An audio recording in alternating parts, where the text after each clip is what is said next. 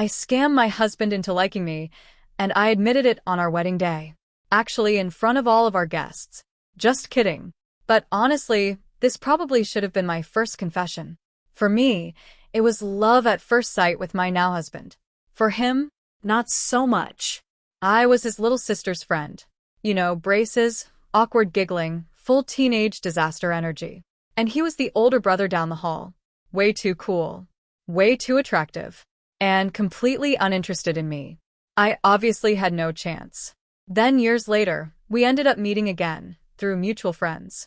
This time, we were both older. No braces. No headgear. Slightly less awkward. I was still completely into him. He was still ridiculously cute. But this time, I actually had a shot. And I was not about to mess it up. So, after a friend's birthday party, I invited him back to my place to hang out. And here's the part one admitted later. I staged the entire apartment. Completely. I casually left out a t-shirt from his favorite football team draped over the back of a chair like, oh wow, how did that get there? Then I made sure a CD from his favorite band was sitting on my nightstand. Because obviously I was also a huge fan. Totally natural. Totally normal behavior.